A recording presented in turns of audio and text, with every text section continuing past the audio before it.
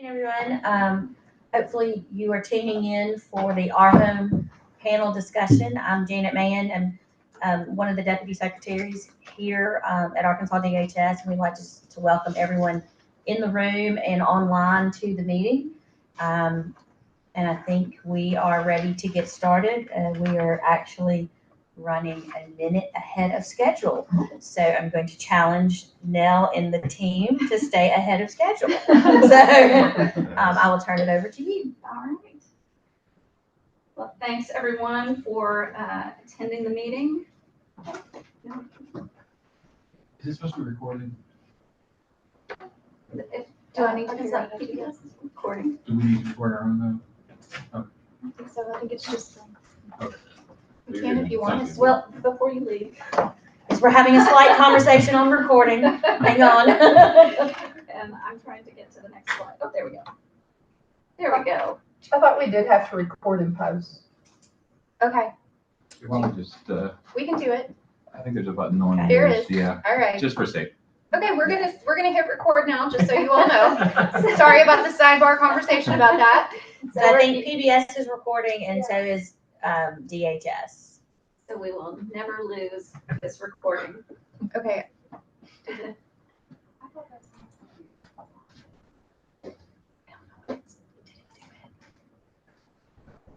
can't read. Nell, can you hit record from your computer? Oh, please request. There's a little button there right above Google. Who's the host?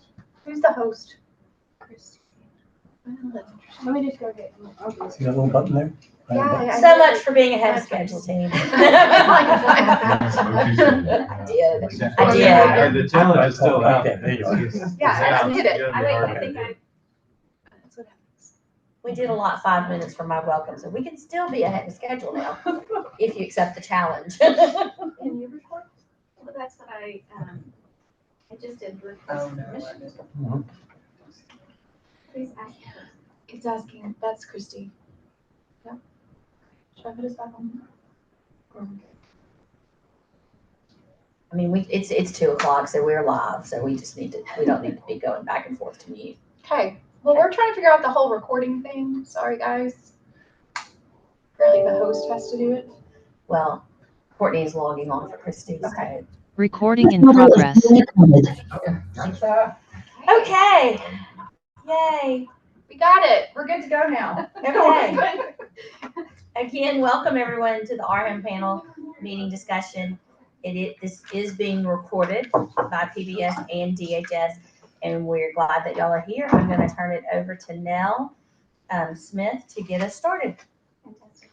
I'm Nell Smith. I'm the Deputy Director for the Division of Medical Services.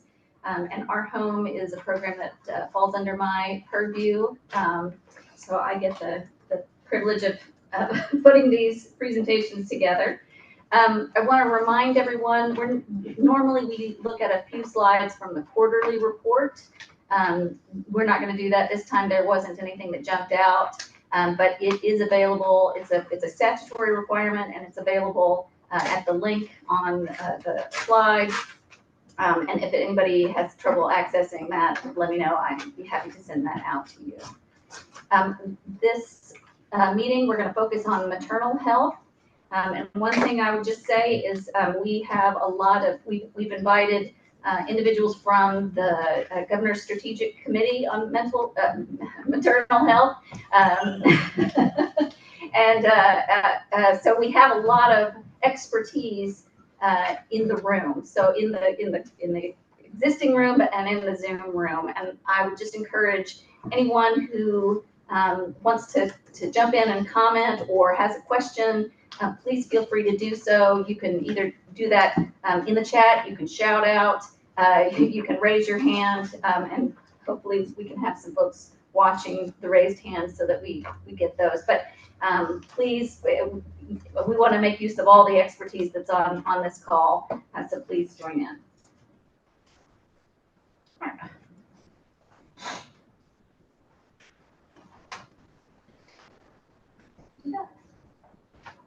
There we go. I have to do it like 5 times before it switches. So I'm just going to do an overview of maternal and infant health, just as a kind of level setting. A lot of folks on this call already know some of this information, but I just wanted to remind everyone where we are today. So this is a slide of all Arkansas births, and then we've got the Medicaid births in orange. And I want to clarify that this is actually deliveries, so it's not live births. We used claims data to get delivery, so it's a slight bit of apples and oranges, but I think the general information is you get the gist. Arkansas Medicaid pays for about 60% of all Arkansas births, and that percentage grew in 2020, and I think that obviously was pandemic related. The 2023 data is preliminary. Again, it's based on claims data, so we should be getting more claims data, and that number will grow once the claims data have all been submitted. But we do have 60% or a little less.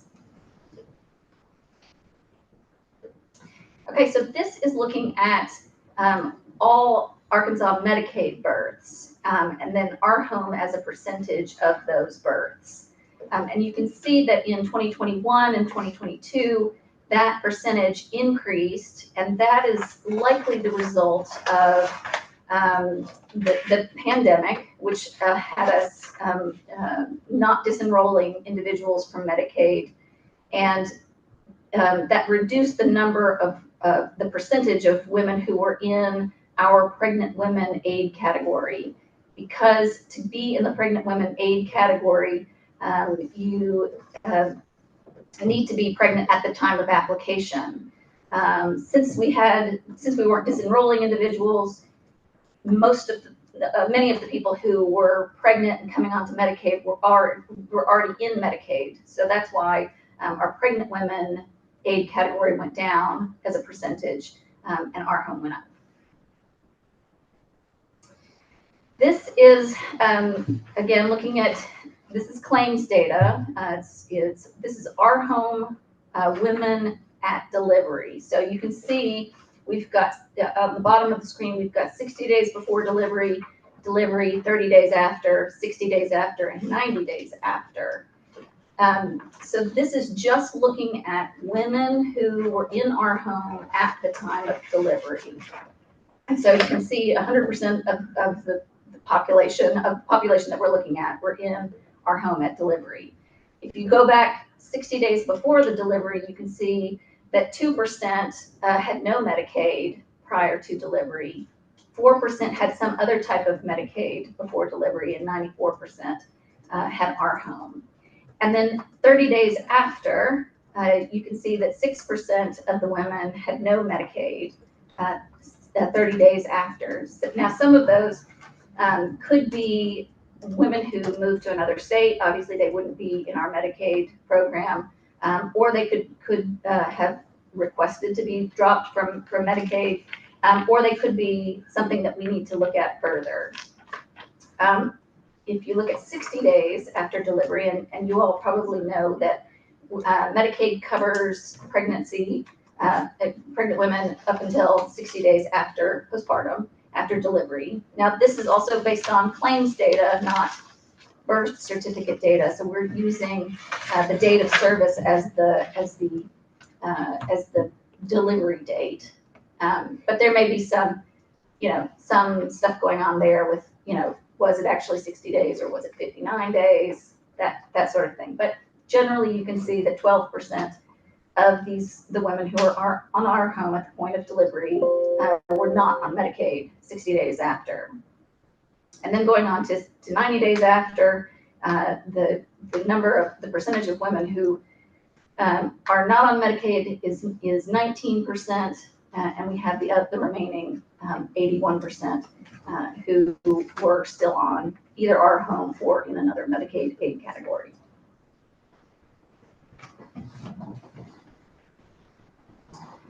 Okay, so this is not specific to Medicaid. This is just some maternal and infant measures comparing Arkansas to the United States. And these are measures that We're going to see some more that we have more granular Medicaid data on, but these are some that we don't have great Medicaid data on yet. So the March of Dimes categorizes states into those that received, the women that received early prenatal care, and those who received late or no prenatal care. And you can see Arkansas doesn't do well compared to the U.S. Average. I think that's going to be a theme throughout these maternal and infant child measures, which I think we all are familiar with. Cesarean delivery, we have higher C-sections than the U.S. average, and these have cesarean deliveries have remained fairly stable, decreasing slightly in 2021. We do in Medicaid report on low-risk C-sections, which are not on the screen, but we have percentage of low-risk deliveries done by C-section is 26%, and that ranks us about 38th in the country. And then maternal mortality, we are, I think, dead last in maternal mortality, and I think this has been a big subject. I see Dr. Manning on, and I know that's a concern for the groups that she works with, as it is for all of us. This is infant mortality rate in Arkansas. This is all Arkansas and all of the United States, not just Medicaid. And you can see we took a big swing up in 2021. We don't have preliminary infant mortality rate data from CDC yet for Arkansas, but we do have preliminary data for the United States, and it has increased by a statistically significant amount in 2022, preliminary data. And I think there's a lot of unknowns about why this is happening. Certainly we want to know why it's happening so sharply in Arkansas, and want our efforts to be aimed at reducing that.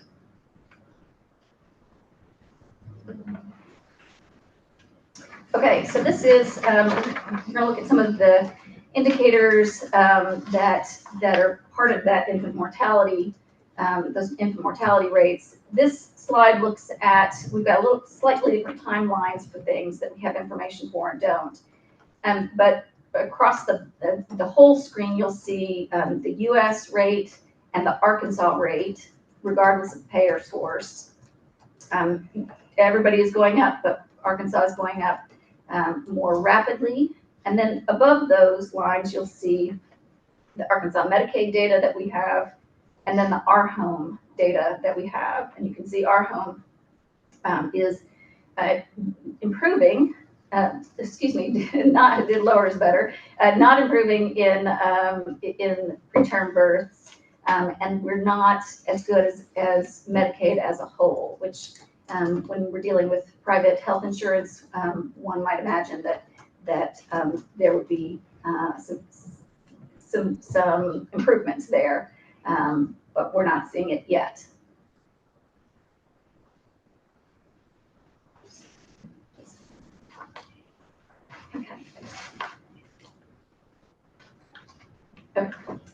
So this is not new to the ARHOME advisory panel. We looked at this data in September, but this is just a reminder that we have a very large disparity between Black preterm births and white preterm births. Our urban and rural is kind of a mix in this category. You'll see some interesting dynamics later in the presentation on data between urban and rural, but this disparity between Black and white is not unique to Arkansas, but still unacceptable. This is low birth weight babies, and again you see a very similar pattern than what we saw before, with Arkansas being worse than the national average, then Arkansas Medicaid, and on top of that is ARHOME. And just to, the ARHOME data are part of overall Arkansas Medicaid data. So we've separated out the ARHOME, but the yellow line does include ARHOME data as well. This is where things stand in terms of Medicaid low birth weight. This is 2021, so we don't have this as up-to-date data on this. But you can see Arkansas is not the lowest, not the worst, but a step above. And one thing that I'll just note that's interesting to me about this compared to some other slides we'll see later is the data gets better as you move west. Obviously, the southern states are not doing as well as some of the northeastern states and some of the western states, but we'll see a different pattern a little later. So these are ARHOME low birth weight births divided by rural and urban, and then black and white. Again, you see the large disparity between black and white, and you see that urban does worse in this category than rural women.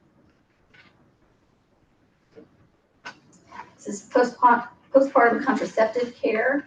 One thing that to note is that in 22, that increase that you see in ARHOME is not a real increase.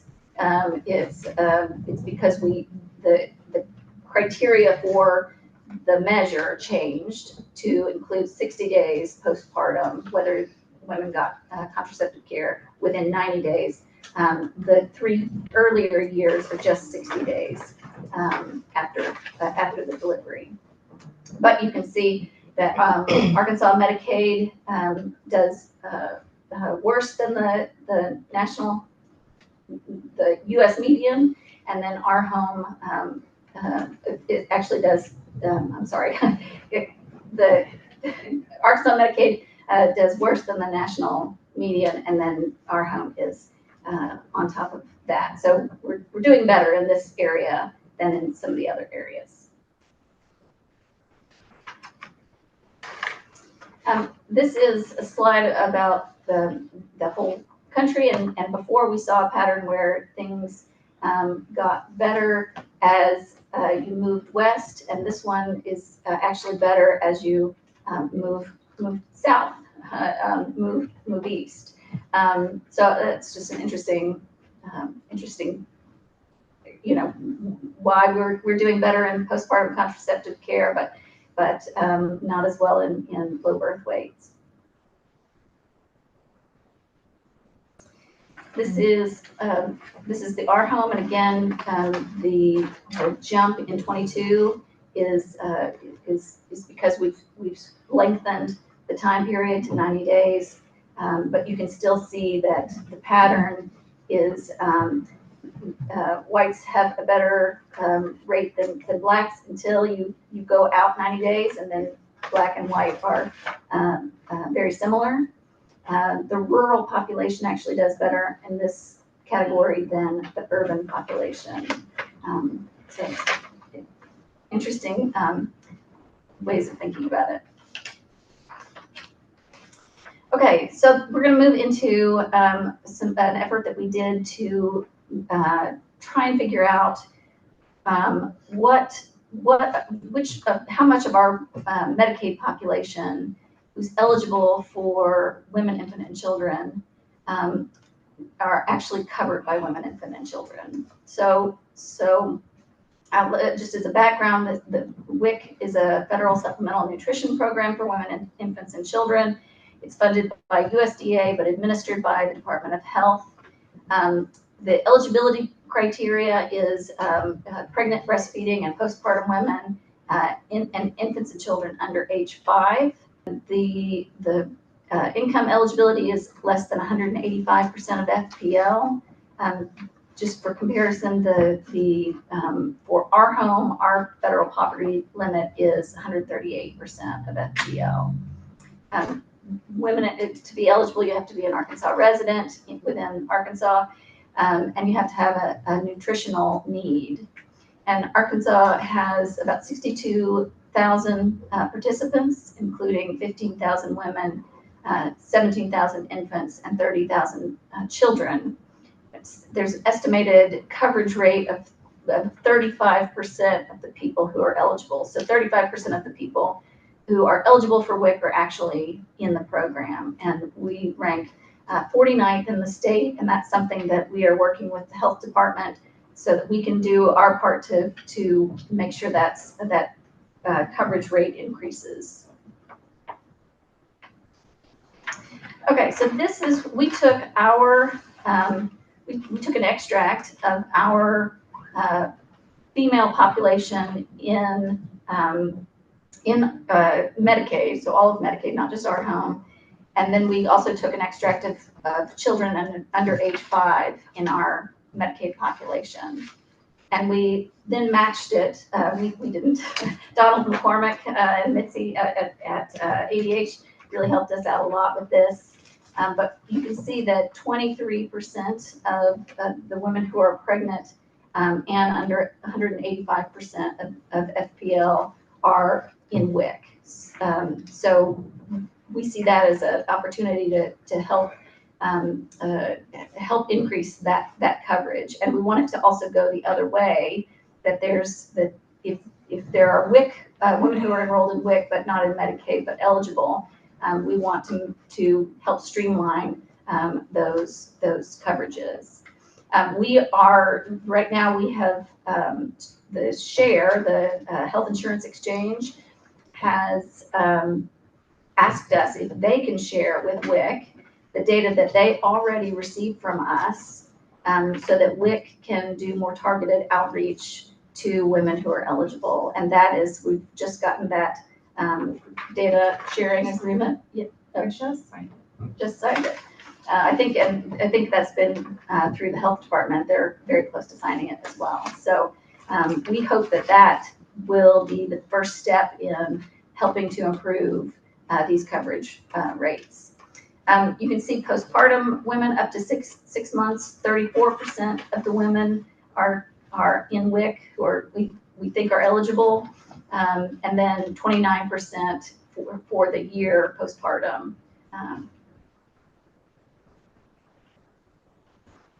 This is the kids side of things. So the infants, we're doing a much better job of having those folks enrolled. 63% of the infants up to age 1 and 37% of children age 1 to 5 years old.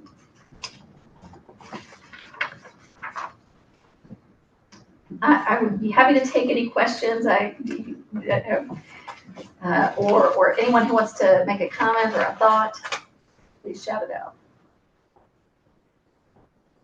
There's something in the chat. I see the red dot in the corner.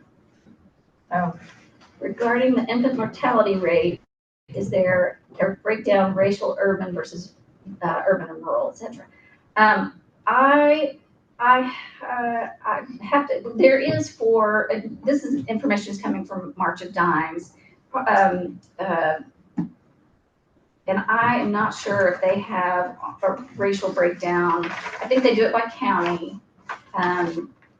Sorry, infant mortality is harder because they are smaller numbers. So in fact, the Arkansas data that we have is 2018 to 2021. So I don't think even March of Dimes has a racial breakdown of infant mortality, but I could be wrong about that. Why don't we confirm, and if there is something, we can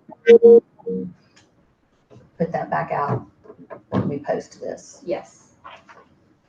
I'm sorry, just thinking about something that I read, that on the 2022 infant mortality preliminary increase, this is nationally, there was not an increase. There's infant mortality is worse for Black infants than white infants, but in 2022 there was not a statistically significant increase in the Black infant mortality, but there was in the white and Native American populations. And additionally, for 22, that preliminary data that says there's an increase in infant mortality nationally, the age group that was most affected, that had an increase while other age groups did not, was 25 to 29. So. Okay. Yeah. But they're still looking into why it's increased. Okay. Any other questions or comments in the room or online? Okay. This is Well, Senator. Yeah. Hey, Senator Arvin. Hey, just a quick question on the infant mortality. Infant is defined as under the first year of age, but have y'all laid that data on top of what would be a medical complication versus like a homicide or a accidental death, or have you that information on top of your data? What I'm wanting to know is like, what are preventable infant deaths versus ones that are not preventable from Medicaid perspective? The data I remember seeing is infant mortality in the first 30 days is comparable to national statistics. There are issues that happen when the infant is in the home and over the course of the year. So there are a number of issues there. The health department now has a infant and maternal mortality committee looking into the causes of the individual deaths that occur over the course of that year, you know, being pregnancy related versus pregnancy associated versus other causes. So we do break it down, and there is data available for the first 30 days versus over the course of the year. And Okay. most of the stuff in the first 30 days would be medically related directly. Okay, but within those first 30 days, we're at national average basically for the... Yeah, close. It's close. Okay, thank you.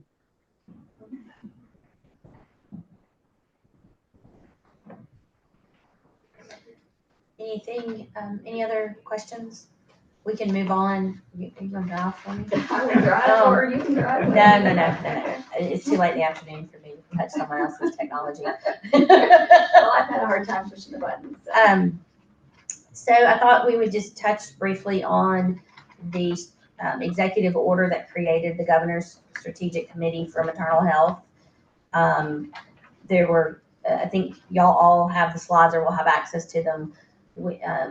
Keep going.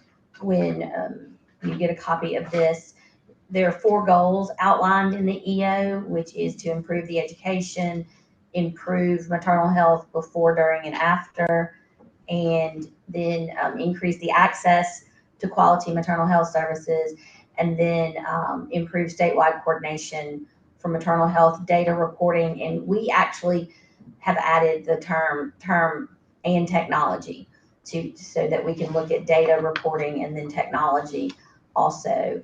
And so immediate actions and then reporting out duties. So the committee has already met. Actually, we sent an email today inviting all interested stakeholders to a meeting on April 22. If you have not received that and would like to receive it, if you want to put your email address in the chat, we can make sure that you get copied on the email. We are going to have an in-person all-day meeting with virtual options, because we know we have interested parties across the state, or you may only be able to participate in certain times or certain periods of the day. But what we are going to do is we're going to try to get all interested parties and really leverage those resources and networks to identify the gaps, do the gap analysis, then, you know, what can we do, and really start the conversation and continue to work through the summer. We do have to report out to the governor on what the committee has found and what needs next steps and actions. So that's kind of the long term to report out in September. But then the immediate action was announced in the executive order is the pilot project that the Department of Health is taking the lead on in 5 counties, in each one of the public health regions across the state, to work on maternal resources and visits in their local health units. And DHS is going to partner with them on the days that they have maternal resources there, trying to have someone from the county office there or a dedicated contact, so that that can help. The second charge that was immediate is something that we've been working on, and that work continues, is the streamline and the options for coverage, and then identifying any potential gaps that have not been identified, and how to address those for enrolling pregnant women in different settings, either presenting newly pregnant or a re-enrollment when your year comes up, or what happens when you enrolled, had a baby, and you should be moved to ARHOME, or if you do not qualify for ARHOME, if you move to the exchange, trying to streamline that, and then having that education go out to all interested parties, because that will be a beneficiary and a provider education piece to help and to help maintain the coverage. And I think that is something we discovered during the unwinding, that if we,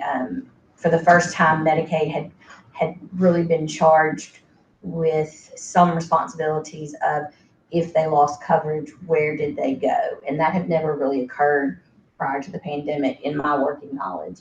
So I think that was one of the things that we really wanted to address. And it, unfortunately, what we've all agreed upon is it's complicated to do a Medicaid application or any type of application for coverage, and how do we try to make that easier. And then we're going to explore the Medicaid program with paying for half the births in the state. What can we do better? And then explore the use of different levels of clinicians and different types of assistance. I think telehealth is a great way to leverage lots of things in our state. We discovered how well we could do that during the pandemic, and so that's a good outcome of the pandemic. And then how do we use that appropriately with potential visits? And then, everyone is interested in home visiting and doulas, community health workers. And we put an et cetera there, because there could be something else that we have not uncovered or discussed yet that could come up as a way to help with the before, during, and after the pregnancy. And so, you can go to the next slide. I've talked a lot with this one slide, but this will show everyone in the meeting where the 5 counties that are being targeted for the pilot project with the Department of Health. And the goals here are to reduce the number of women who don't receive prenatal care at all. The Department of Health had self-reported data of no prenatal care of about 3% that they had the first time they had care was at delivery. We have no way to validate because it was self-reported. So that's one of the things we want to do with data, is a better collection and ways to use that data, and then increase the number of women who receive prenatal care in the first trimester. And so reducing that second and third trimester as being the place where they first get their prenatal care. Next slide. So I touched on this just quickly. We're looking at anything and everything that we can do. This is just more details about what we're doing on what I call the process mapping for the enrollment between DMS and DCO with a pregnant woman's journey through Medicaid, and then overall strategies to meet the EO goals. Next slide. And I think I'm done. I'll answer any questions or comments. I think there's something in the chat. I can see the red dot, but I can't see what it says.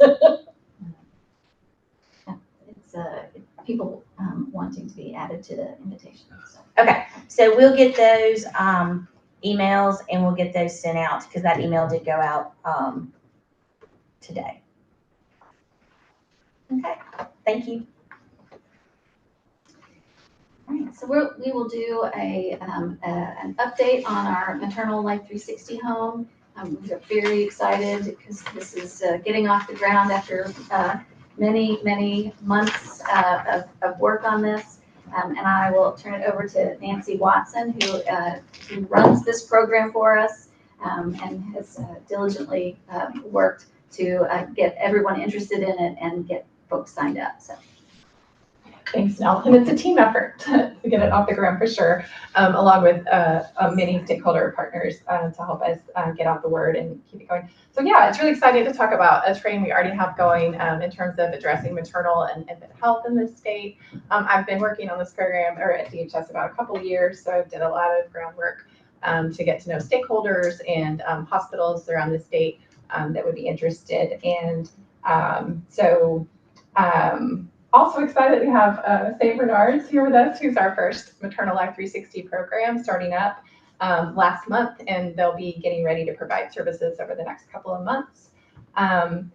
Before they share their more exciting story, I think I just want to give a quick recap of what we're trying to do with Maternal Life 360.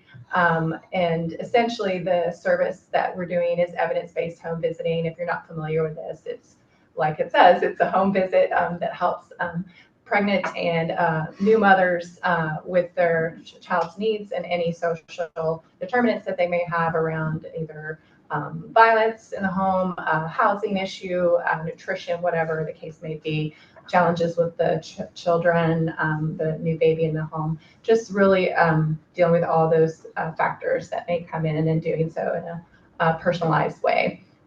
This is supplemental to what we're doing under Medicaid. So all the medical services continue through Medicaid, but Life 360 is a supplemental, a new service that we haven't had before to provide support to this population. This slide just kind of tries to cover all things about the program, really, where the maternal hospitals that are eligible to participate and become providers, Life 360 providers.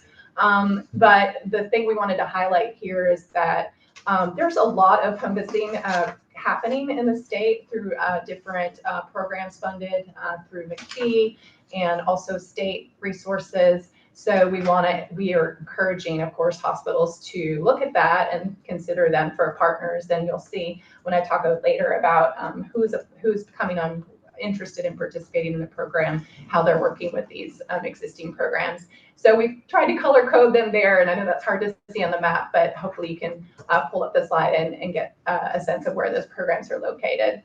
The program population, again, is high-risk pregnant folks that could be in medical need or also a social need, such as determined in social determinant health risk assessment. And we intend to provide services up to 2 years after birth and during pregnancy. And depending on the type of Medicaid coverage, it may vary a little bit. We are seeking approval. I think we're getting pretty close to have any Medicaid individual, not just the ARHOME, be able to get the home visiting services. And then another interesting thing we have is the availability. If, for example, they are no longer enrolled in Medicaid, then they could continue to get these services if they're in the ARHOME category. And then next, just to review quickly, what are the resources? We do have a sort of fixed payment, which I'll talk more about when I share successes and challenges. We do have a fixed payment in terms of the services. It's $300 per individual per enrollee. So that is a cost limit that hospitals have to consider. But if you're serving 20 per month, that would be a $6,000 that the provider would receive in that month. Prior to that, or prior to delivery of services, though, to kind of offset some of the startup costs, we are providing up to $100,000 in 2 payments as hire and train staff, and then buy other infrastructure that may be needed for the program. So hopefully that assists in somewhat with the initial cost. And then finally, transportation. This is a resource that can be used either for the pregnant or postpartum mother to get to places they need to go to address social needs, and or also the home visitors. And then I would say that, hospitals, if they don't need the full 100,000 startup, they could reserve some of that to use later for expansion. So here's the exciting stuff. We have executed one startup agreement and provided startup funding to St. Bernard's Medical Center to serve Craighead County to begin with. And we've also approved their application and one other hospital's application. And we're reviewing 2 other applications and getting pretty close with those being approved. So in total, we had 7 hospitals apply.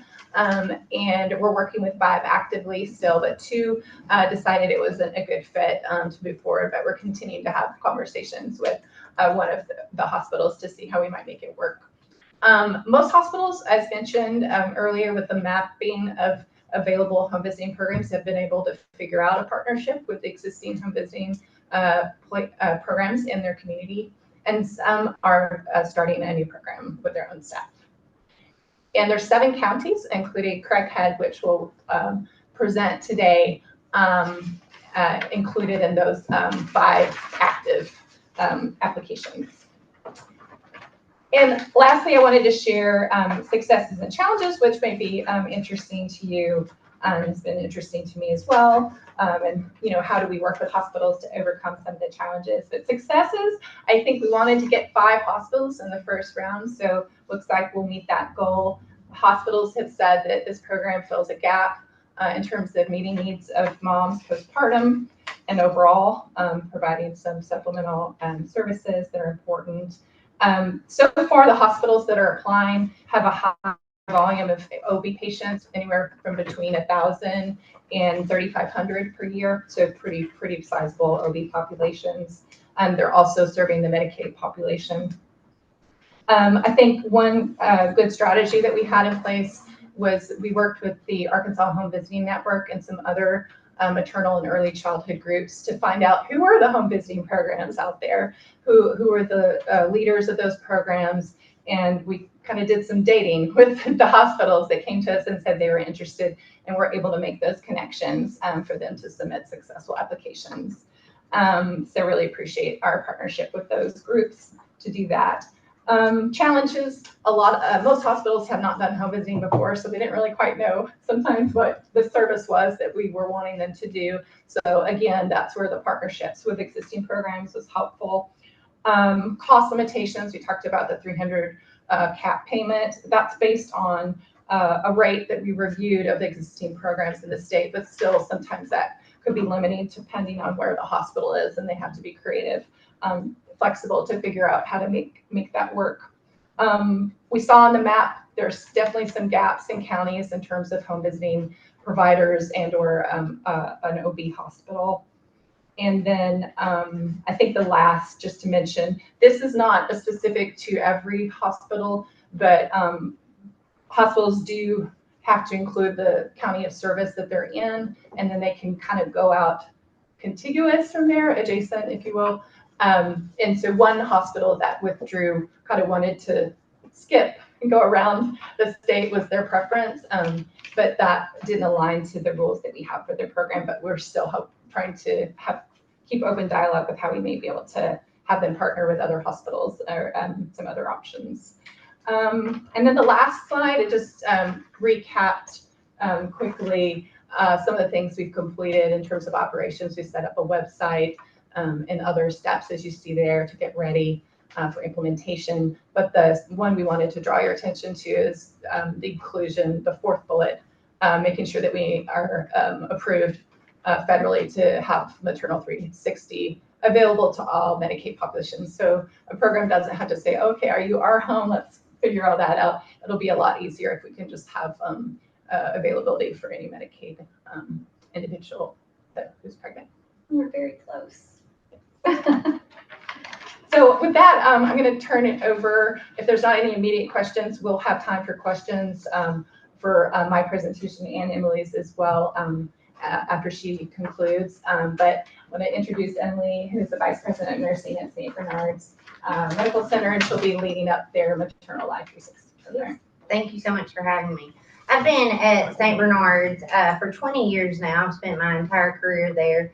and mostly in the adult sector of care. And recently, over the past few years, I've started working with women's and children's, and I'm so happy to be able to share today what all we are doing, and amazed at the programs that we have to offer, and likewise shocked at the state of our maternal care in the state. So very appreciative that we are focused on maternal care. Next slide. So just to share a little bit about our hospital's mission is to provide Christ-like healing to the community through education, treatment, and health services, which plays a very integral role in our maternal care. Next slide. A little bit just about our system, kind of to plant the base of what we're able to offer. So St. Bernard's Healthcare, we were founded by the Leviton Benedictine Sisters 124 years ago. We are a 454-bed facility. We are the highest trauma level in our region. We do have 304 medical staff members. We have 43 specialties represented. And we're one of the largest employers in the region with 4,677. Very excited to share. We do have employees from 165 different cities.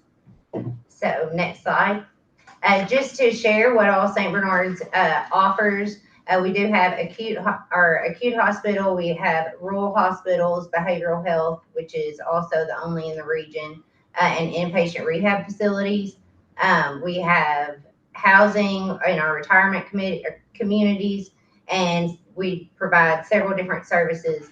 Some of our flagship are cancer services, heart care services, women's and children's services, and then senior services. Next slide. So just to paint a picture of what our service area encompasses, we have 23 counties. In the more bolded area, you can see the primary counties that we serve. And then the different colored dots represent clinics that we have in each of these different counties. If you can picture the slide that was shared previously, there are several counties in there that do not have maternal services offered in that county. Next slide. So this is truly a snapshot in time, just to paint a picture of the amount of deliveries St. Bernard's has, as well as the different delivering facilities in our region, in the Northeast region. We've seen some of our highest months. Actually, November was our highest month ever at St. Bernard's. We delivered 174 babies. We ended the year with a little over 1,700 deliveries, which was one of our largest years. Next slide. So we do take maternal safety very important at St. Bernard's. We do have staff. We're with specialty trained nurses. We have 9 nurses with national certification in maternal care. We do have an extensive orientation. All of our nurses go through additional training to be able to provide emergent care for our neonates, our moms, and infants. We have many different trainings that we send our staff through to really drive down our C-section rates. A few of those to mention is we have Arkansas's first peanut ball ambassador. So definitely trying different ways to help with different positioning techniques to prevent having to have C-sections. So we've definitely seen our efforts decrease our C-section rates. I'm very proud of that. Next slide. So in April of 2016, as I mentioned, we were founded by the Leviton Benedictine Sisters. Our sisters do focus on providing care to all, regardless of their ability to pay. So they did see the need, along with our hospital leadership, to provide an avenue for patients who were uninsured to be able to receive care. And so prior to the opening of our pregnancy clinic in Jonesboro, we actually saw a 15% rate of patients who did not seek out prenatal care. Since the opening of that, we actually see about 5% of deliveries have not had prenatal care. On average, about 48% of our deliveries at the hospital come from our pregnancy clinic.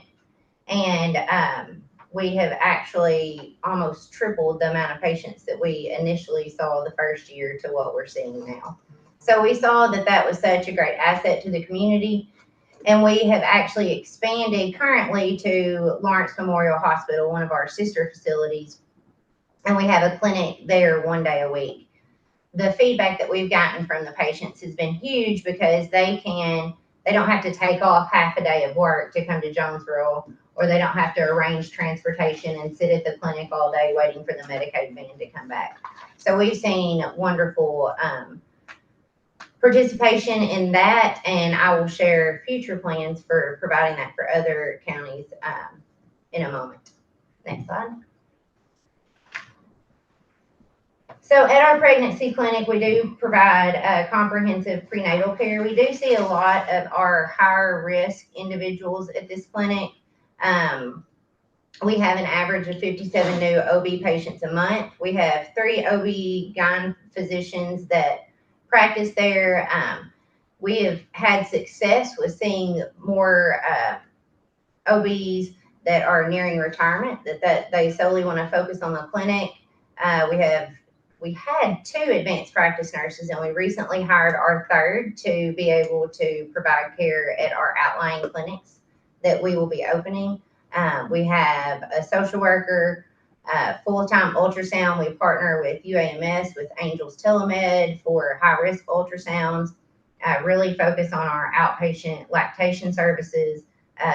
We recently hired a substance abuse psychologist. So Dr. Sarah Bell has joined our team and working with moms that we identify as at risk for substance abuse. And then additional mental health services with our St. Bernard's Counseling Center. So just a few additional, we assess each patient for social determinants of health. We did not assess all that we could have prior to becoming part of Maternal Life 360. So now we do feel like we have everything covered in assessing their needs. We provide education, support, resources. We've really grown our group classes and have had great participation in that, and provide needed supplies through a few other different grants that we've become part of. We're able to supply car seats, playpens or cribs if the patient doesn't have a safe place to sleep. We focused on blood pressure cuffs for our moms prenatally at risk for hypertension, so they're able to monitor that at home. Next slide. Mentioning the expansion of the pregnancy clinic location. So currently you see the red stars. That is our locations in Jonesboro and Walnut Ridge. We will soon be opening a clinic in Osceola and moving forward to Marion, which was mentioned. Crittenden is one of our higher risk counties in the area. And then reaching out to Newport and Paragould as well. So we have a lot of community education that we provide. I won't read all of those to you, but you can see that picture is actually from our baby state. So that's a small part of our team that we provide different prenatal education, postpartum education during this. It's a community event. We walk them through their stay at the hospital, what to expect, and then different services we offer for postpartum. Next slide.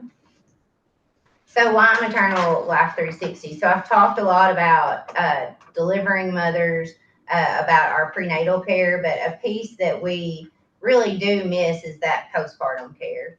And so we do, as I mentioned, we have a lot of high-risk patients. We have many patients with that are at high risk based on their social determinants of health.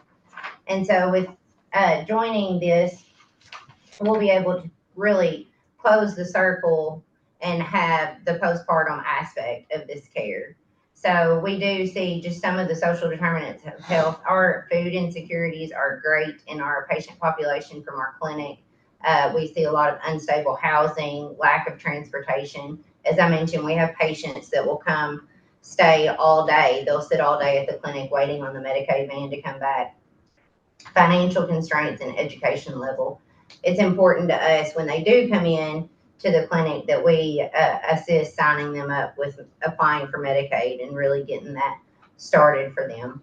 But the state identified the majority of our maternal deaths occur during the first year following delivery. And so this is some of this related to mental health concerns. And so without consistent follow-up appointments, we weren't able to follow this appropriately. And through the resources that we've been granted with Maternal Life 360, we'll be able to do that. We have a question in the chat. This is from Ann Sandifer, who is overshare the health insurance exchange, and she it's the health information exchange, excuse me. And she asks, do you document the patient's social needs, and if so, where? And she says, just thinking it's a sensitive subject. If documented, then hopefully the information can be shared with the patient's care team to prevent the patient from having to repeat the needs at each visit. Yes, so it is in our electronic medical record. Our clinic has the same EMR as the hospital, and so we do it on initial visit and then just follow up with each visit on any needs that we identified. But we don't try to put them through that process multiple times. All right, so as we move forward with Maternal Life 360, we have, based off the grant requirements, we felt that Parents as Teachers was most in line with our mission. So the Jonesboro Urban Renewal and Housing Authority Parents as Teachers program has served our area for greater than 20 years.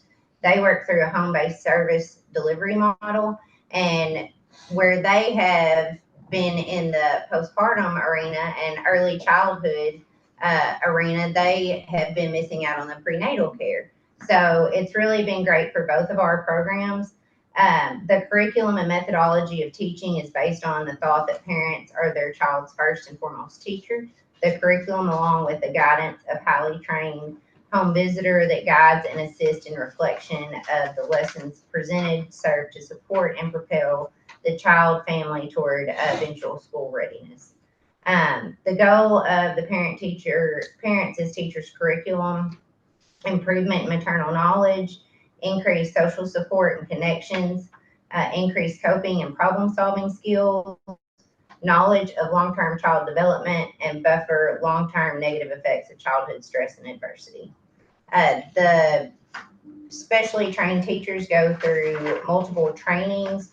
They'll provide in-home visits monthly as well as group sessions to really encourage the parents and having their kids just be in that group setting and have that support and see that they're not alone. They're not the only ones going through this. So through this funding, we'll be able to provide this benefit to our patients for the first 2 years of life. As we partner with them, after this time, the children may be eligible to transition the family to the Birth to 5 program, which is funded by Arkansas Better Chance with the Arkansas Department of Education. So we hope to continue to grow that along the continuum. We'll start with 4 teachers that will be making home visits and conducting the group sessions, and we'll work out of our clinic as well as their current office in Jonesboro. We are currently preparing to sign up our patients in Craig County.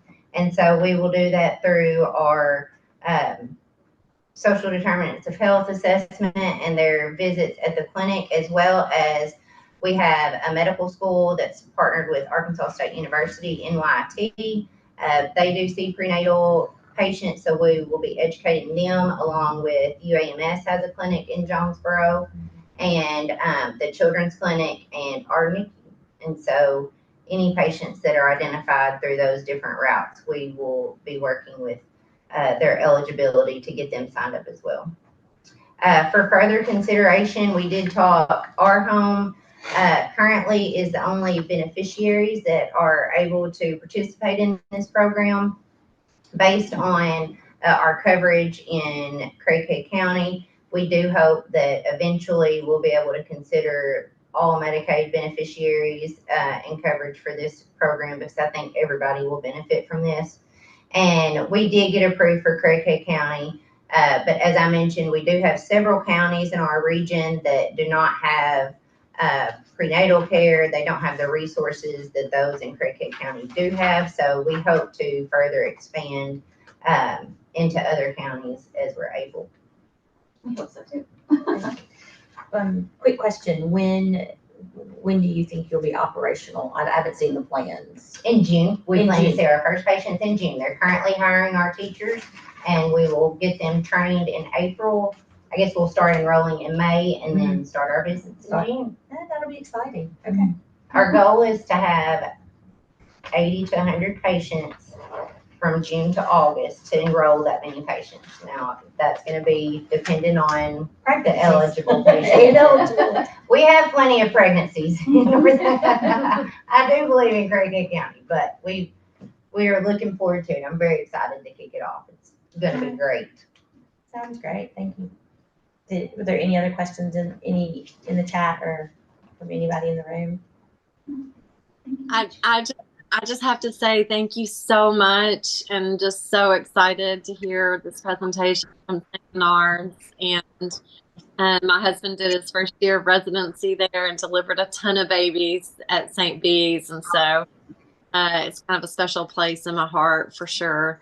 But I'm just really excited that you all are stepping up and really seeing the need and feeling the need. So I'm just thrilled. I'm so excited about it. So I'm hoping that y'all can set the pace and other hospitals around the state can follow your lead. Thanks. Thank you. Anyone else?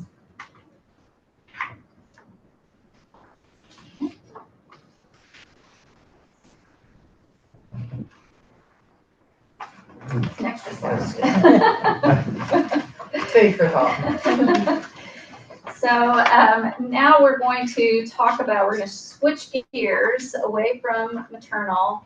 There's a little bit of maternal in here, but the advisory panel members may remember that in September and December, we looked at the QHPs, our qualified health plans, performance on a variety of metrics. And we had previously set targets for those metrics. Some of the QHPs met some of those targets, others did not. So we have asked for the QHPs to provide us with a corrective action plan. So I've got just a few slides on what they've submitted in terms of their corrective action plans. So this is what we asked them to describe. We wanted to know the reason for each of the measures that they missed. We wanted them to identify why did they miss it. Then we wanted them to describe plans for their incentive changes. We wanted to know which incentives they were going to change, what they were going to offer to ensure improvement. We wanted to know, are they making changes to the incentive immediacy? So there's research that says the incentive is more effective if the beneficiary receives it quickly after doing the task. And so we wanted them to talk about that. We wanted them to talk about beneficiary engagement, how they plan to encourage more members to get the needed services. And then we wanted them to talk about sustained communication. So how are they, changing any frequency in incentive messaging? And we wanted to know incentive magnitude. Are you increasing any of your incentives from $25 to $50? So we asked them to also describe plans for measuring the impact of their incentive changes. And then we told them that we would approve their plans. We've not done anything in terms of approving. We wanted to present that here first. I will say the QHPs did a very good job of going measure by measure, and I'm not going to go, the next slides aren't going to go measure by measure, but they did identify what was going on with each of the measures that they missed. They didn't really address these particular items that we've asked for them to address, but they are doing things other than incentives and making changes there. So I'm just going to start with Blue Cross and Blue Shield. They have 2 QHPs. They now have 3, but for these measures, they had 2. They had Health Advantage and Blue Cross. And you can see at the top, both QHPs missed the screenings for cervical cancer and chlamydia. They missed both of the contraceptive care measures for postpartum women and all women, heart failure hospital admission rates, initiation of substance use disorder treatment, adherence to antipsychotic medications, and then they missed follow-up after emergency department visit and hospitalization for mental illness. And then each of them missed some others. So this is what they have suggested for their, this is again a summary of what they've suggested that they would do. Get to mine. So I'm not going to go through all of these. As you can see, there's a bunch of them, but some that seemed most interesting to me. It felt like they had some data-related issues. So they had some doctors who were miscoding some things that would affect people who are included in the metrics or not included in the metrics. And they also talked about clients receiving the screenings under another plan and not getting counted for that. They talked about lack of an incentive for some measures, and they also talked about inadequate member education and engagement. And I would say that's something that both carriers talked about was increasing member education and engagement. They also talked about a lag in claims submission. So this is particularly important for pregnancy-related and follow-up after ER visit or hospital visit. That because there's a lag in claims, they don't know that the person has had an episode and needs follow-up, or they don't know early enough in the pregnancy to incentivize prenatal care. They also talked about access to care and transportation issues, and that was something that also Centene mentioned in theirs, and it's interesting to hear St. Bernard's talking about transportation. Those of us who look over the non-emergency transportation services, I've taken note. So the changes that they're suggesting, Blue Cross, they want, they've included 2 new incentives, one for contraceptive postpartum care, and that's $100. So that should be interesting to see the impact of that. They also included a new incentive for chlamydia screening.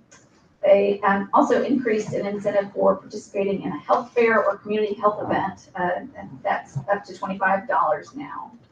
They also talked about securing data sources that would help them identify people earlier. So we'll see how that pans out. That should be very interesting. And they also talked about, and both Centene and Blue Cross talked about highlighting virtual care options to improve health access. And again, Blue Cross and Centene both mentioned assisting members with SDOH needs. Blue Cross is saying they're going to be using a health risk assessment to help identify needs, but that was a concern for both carriers. So this is Centene's corrective action plan. These are the metrics that they missed. Again, cervical cancer and breast screening cancer, contraceptive care, that's heart failure rates. They had issues with follow-up and adherence to antipsychotic medications.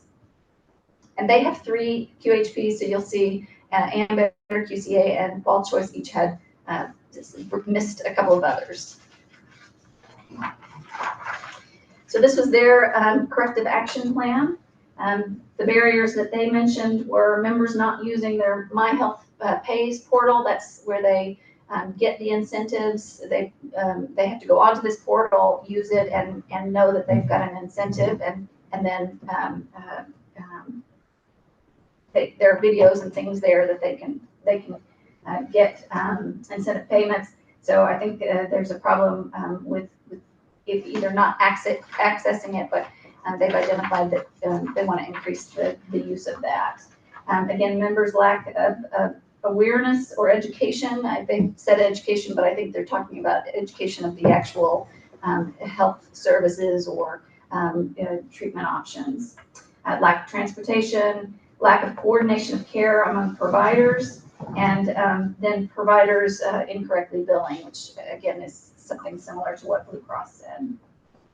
Their changes, the ones I'll highlight, are dedicated provider outreach, education and outreach. They want to have My Health Pays member outreach, so focused effort on that. Provider incentives for notification of pregnancy to intervene earlier. They've got a farm box program to send out to pregnant women with fresh produce and get OBGYN engagement. And they are talking about expanding their value-based payment program with behavioral health providers. And I'm going to stop there and let the QHPs, I think we asked them to be prepared to answer a question about how they're planning to measure the impact of these changes, but also anything else that they might want to say about their programs. I'll let you guys go first. Sure. My name is Caitlin Bates. I am manager for ARHOME quality at Arkansas Blue Cross and Blue Shield, and I will speak to what we're doing to measure our incentive program success. And so we're looking at the compliance rate of our health actions available and comparing the compliance or completion rate of our engaged members with our incentive program against those that are not engaged. And what I mean by engaged is those registered and using our rewards program. And so last year we found that those engaged or registered actually were more compliant across all health actions compared to those that were not engaged. And so we see that if a member's engaged, they're more likely to complete health actions. So we're going to continue on a quarterly basis, reevaluating that to see how successful are our incentives that are available. Like Nell mentioned, there are other things that impact compliance rate of our health actions outside of our incentive program. So we recognize that and work to improve upon those things as well. And then just because member engagement can lead to the greater completion of our health incentives, we do want to increase the registration education opportunities. So getting the word out there more. We've got a lot of communications this year. We're doing 2 campaigns for a lot of our health actions available, and we're using texting this year for the first time ever, more digital engagement, with which we do believe that our members respond to well. And then, as we increase awareness of our rewards platform, we think we can really motivate our members and help encourage them to complete those key health screenings, which all align to our quality measures. If we, I do want to add the other variables impacting compliance for our health action incentive program are, case management, and then other interventions, our outreach specialists and work they do, supplemental data. If we were able to consider that, that would greatly improve our compliance rates for our health actions. Also, measuring the changes we make to our incentives year over year. So looking at last year, and if the change that we made this year made a difference, we plan to do something similar. So looking at our engaged members last year and looking at the compliance rate of that incentive compared to this year, our engaged members, do we see increased utilization year over year to the updated changes to our incentive? And so I think another component that I want to call out for year over year changes and what guides the strategy for what we decide to do with incentive program is to use our claims data. So looking at that, and then also our HEDIS engine calculating our quality metric rates and seeing where we stand guides, selections for how we change our incentive program, and just looking at the engagement that we had overall as well with the program.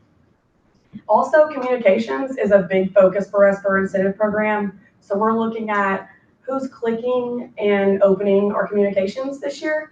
And so we look at 30 days, what was the level of interest in the message that was sent? And we're going to compare the incentive completion rates of those that opened and clicked versus the ones that did not open and click to see if that messaging worked for the success of that. We also track registration rate. So again, with the messaging, did we see an increase in registration 30 days after that communication went out?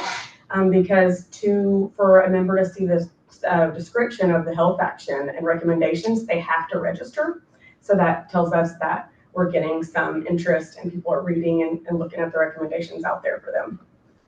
And then lastly, for our communications, looking at the 90-day completion rate of our health incentive after sending out that message to see, did members take action on the ones that are engaged? So that's what I got to say about the incentive program. Does anyone, that was long, sorry. Does anyone have any questions for me on anything else? I think so. I think you nailed it. All right. Thank you. All right. Thank you. Well, I'm Angel Johnson, Vice President of Quality for Centene, and similarly to Blue Cross Blue Shield, we have decided to review and analyze our My Health Pays Rewards program, and we found that we were actually disappointed with the level of engagement as well. The members were not as familiar with the program as we thought they would have been, and therefore not actually engaged, opting in and utilizing the program to their advantage. So we are tracking and monitoring that monthly and then reporting up quarterly to one of our ARHOME Executive Council meetings to determine if we need to do anything differently with education for engagement. We have enhanced our communication via website, telephonic engagement, as well as mailers to members to ensure that they are familiar with the program and able to utilize the program effectively. And then we did make a few other tweaks with the amount of incentives that we would have had available. However, the overarching issue was they just weren't using it. Also, a couple additional incentives to discuss. We have not begun this pilot program yet, but we are piloting a program with the local OBGYNs to ensure that we're able to get the NOPs timely, because we do not have the data to determine what's causing the infant mortality or the maternal mortality. And so at least if we are able to identify a pregnant mom, we can engage the member in our Start Smart for Your Baby program and engage them at that level. So that's a pilot program that we plan to roll out third quarter this year, if not before. We're still working out some kinks. We also have a new Farm Box initiative that Kim will give some updates on, that we're hoping to be able to see some level of support with our members as well. But until we know the actual cause of some of the issues with our data, then it'll be difficult to really draw improvement. So I'll let Kim talk about Farm Box, and then I'll jump back on some other incentives. Sure. So Farm Box is new for us this year. We're super excited about it. It's a program that is targeted specifically at our pregnant moms. So we've already sent out education to all maternal aged members, letting them know about this new program and to let us know as soon as they become pregnant. As soon as they opt into the program, they will get a fresh produce box sent to their home. And they'll also then be included in for a box at delivery. So we'll be capturing quite a bit of information on that first inbound call from the member that we can then use throughout their pregnancy to know where they're at in their pregnancy, to send them text reminders. We will get their opt-in for text reminders around, visits and ultrasounds and glucose testing, all those things that they should be doing throughout that timeline. When they do those things, they will also earn additional food boxes. Boxes are not all fresh produce. Some are pantry staples. And then around delivery, we can also send, if they choose, they get to select what they would like, but we can also send some frozen meals. So if that's something that would be beneficial to them to have on hand after they deliver, they can choose that instead of the fresh produce boxes. What's really interesting and neat about the program is we can include whatever customized communication and education that we choose to in each box. So members are going to open the box, so they have a higher chance of actually reading that material than if we were just mailing it to them and it made its way into the trash, unfortunately. So that piece too is exciting about this program, is not only do we get some really good food out to these pregnant moms, we also have an opportunity to educate them on, the timelines, things they should be doing, and then also even the follow-up contraceptive communication there at the end. So really targeting the 4 metrics around the preterm deliveries, low birth weight, and then the contraceptive care, getting that restarted. So And we consider that an incentive. It's not a direct incentive from $25 to $50, as well as some of the community engagement and events that we sponsor throughout the year pertaining to education and engagement with some of the local providers. So those are just some of the things that we have outlined in our corrective action plan to help further incentivize our members and providers. But we also have the same feedback pertaining to supplemental data sources, which we, for some of the measures, will mail an at-home test kit, so they don't even have a transportation barrier, but we're not able to utilize that data. So we have assessed each area of noncompliance as well as our entire program, and we think that we have some targeted actions that can really address and make an impact within our community. Any questions for Centene? All right. This is the end. Our next meeting will be June. We date and location are TBD, and we're thinking about workforce and employment supports and that connection to ARHOME. But in the time since I drafted this, I also thought of several more things. So it could be that, or it could be something else that's more relevant. But yes. Well, there's so much work going on that there's lots to talk about. So Yeah, and I think we could always add a maternal update and maybe even some compliance efforts to hear how things are going, in addition to hearing from y'all if you're available on what you've launched and early or any feedback. Lessons learned would be greatly appreciated for additional Life 360s. Anything else for the greater good? Yes. Yes. Sure. We mentioned in May in our. So what she's we can't hear everything that you're saying, but I got the gist. So because I'm involved because I know what it is. You share. Yes, we're on May 2nd to follow up with all the maternal executive order on May 2nd on the Capitol grounds from 4 to 7 is going to be what we are calling the mom event. And it's all about women's health and with an emphasis on maternal health. DHS and ADH have been working with Senator Urban and Representative Bentley, and actually all the ladies in the legislature have been meeting and working on this. And so we are going to have the opportunity for different events and different booths to be there. I think it will be a shopping opportunity and also a way to gather some details on how to be healthy and stay healthy, and then research. And so any and all opportunities to participate are welcome. And I think we have a flyer that we can make sure that we get sent out. Did I miss anything, Senator Urban? No. Yeah, that's good. Just we want y'all to come and participate. It'll be an opportunity. And it is 4 to 7, thinking that would be after work and would be, hopefully sun shining. And we do have a rain plan, so no one, we're going to do a non-rain dance, so we're not going to have rain. And it'll be an opportunity to just really put some things into action. So anyway, on that, I would just say thank you for attending today. We will get the email addresses out of the chat. We will be forwarding that email.